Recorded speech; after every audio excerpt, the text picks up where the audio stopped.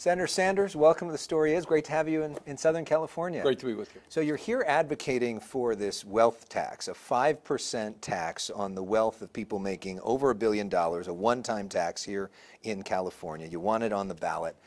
Governor Newsom says that this is potentially damaging, bad economics. It's going to drive billionaires out, which is actually going to hurt revenue in this state long term. What do you say to that? What I say is never before in the history of this country, never before have we had so much income and wealth inequality. Today in America, the top 1% owns more wealth than the bottom 93%. You have one man who doesn't live in California, but he owns property in California, Mr. Musk, who owns more wealth than the bottom 53% of American households. And while the billionaire class is doing phenomenally well, since Trump has been president, they can't keep track of all the money that they are making. We have 60% of our people living paycheck to paycheck, struggling to feed their families, struggling to pay for health care. And as part of this so-called Trump Big Beautiful Bill, which gave $1 trillion in tax breaks to the top 1%, some 15 million Americans, including millions here in California, were thrown off the health care that they have. Some of them will die if they don't get health care. That's what happens when you can't get to a doctor when you're sick. So the issue comes down to whether or not we ask the wealthiest people in this country, many of them living right here in California, to start paying their fair share of taxes so that 3 million people in the state can get health care. And I think the answer is pretty obvious, yes. That's what we've got to do. But we've already seen Larry Page, Peter Thiel, David Sachs, Larry Ellison start to move out of the state. Isn't that something? Here's what the argument is. Yeah. The argument is it is outrageous. What they are saying to the people of California is it doesn't matter to us. We're billionaires, and we're getting richer and richer. And if children die because they can't get to a doctor, tough luck. We have the power, California. Yes. And we are going to punish you. Now, they lie a lot, these guys. When Mamdani was running for mayor in New York City, you may recall everybody, all the rich guys were going to leave. It didn't happen. Now, whether they do or not, I don't know. Who knows? But the idea that they are saying that it's okay for children to die, people not get the health care they need, and they're going to punish the people of California, that is outrageous. And by the way, that is why I will be introducing a national wealth tax. Where are they going to run that? Maybe they'll run to Saudi Arabia. Yeah. I suspect that's where they'll go. But, you know, you got to, at some point, you got to stand up to these guys. But that's the Newsom argument, that we should do it nationally, but if we do it just here, it's somebody's going to hurt California's revenue. I'm going to introduce the legislation. It ain't going to pass right away. Yeah. And if California can do it, this will be a message, by the way, not only to America, it'll be a message to the world, because this oligarchy is taking over countries all over the world. So this is a big deal. And I know that your message recently, the oligarchy, is go to hell. Well, I'm tired of their greed, and I think the American people are tired of their greed. Bottom line, who thinks, you think out there, it's appropriate to give $1 trillion in tax breaks to the 1%, throw 15 million people off of health insurance?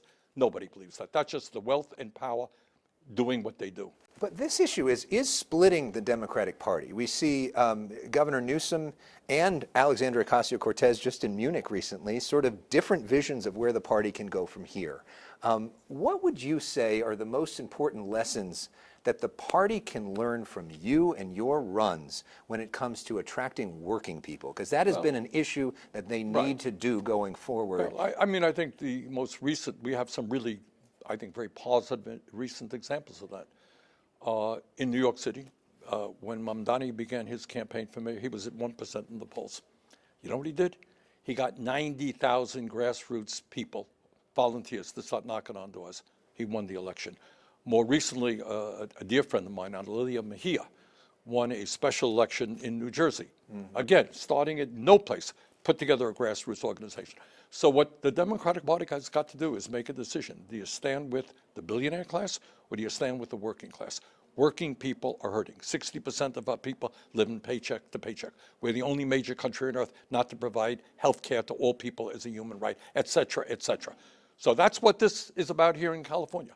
Do the oligarchs and the billionaires gain more and more power, or do working class people get a break? I mean, do you see that as a potential split as the It is party a thinks split. about that? That is what the division is. Yeah. That's exactly what the division is. So it's not a potential, it is what exists.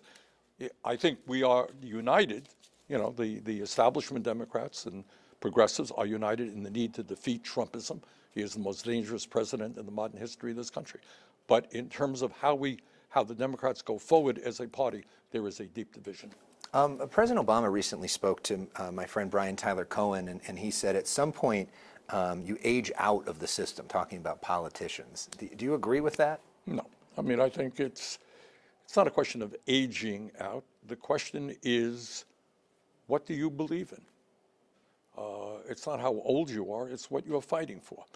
And to my mind, at a time when so few have so much wealth and power and so many people are hurting, now is the time to stand with the working class. And I'm very proud that all over this country, not just in New York City, not just in New Jersey, all over this country, we're seeing great candidates standing up and saying, you know what, I stand with the working class. I'm from the working class, and I'm sick and tired of the greed of the oligarchs. I think with that, we probably got to have to move. Last question, just about artificial intelligence, Yes. which I know is something you're so passionate about, such a big issue here in California, Yes. especially in Silicon Valley. Yes. What is the most important thing that you want to see be done when it comes to artificial intelligence, and do you have the votes to get it done? In my view, artificial intelligence and robotics are going to bring unbelievable change to this country and into the world. And we are not prepared for that. I worry about tens of millions of jobs over the next decade being lost. I worry about the impact that it will have on making our children emotionally dependent on AI agents. And by the way, and this is, people know a lot more than I do, there is a real fear that as AI becomes smarter than human beings, there really is a question about who will control the planet. That's not science fiction. That is what serious people are worried about. So I think you have to understand that AI and robotics are being pushed, once again, by these same oligarchs, the same exact people. Same people. The Musks, the Zuckerbergs, the Bezos, putting hundreds of billions of dollars. Do you think that these guys are staying up nights worrying about the working class, about the jobs that are going to disappear? No, it's literally to get rid of the jobs, right? That's exactly right. Right. They're in it for the wealth and the power. And I think we got to say, excuse me, this has got to slow down. AI and robotics can work, but it has got to work for human beings, for ordinary people, for the working people, not just for billionaires. And so what does that look like from actual legislation? What can Well, you do? we're going to introduce legislation calling for a moratorium on data centers. Data centers are the infrastructure. No data centers, no AI. And I think we need right now to slow it down. I think we got to work with China on some of these issues, other countries. We're in a very dangerous situation, in my view. And there are bipartisan votes for that? We will see. All right. Senator Bernie Sanders, great to talk to you. Thank you so much.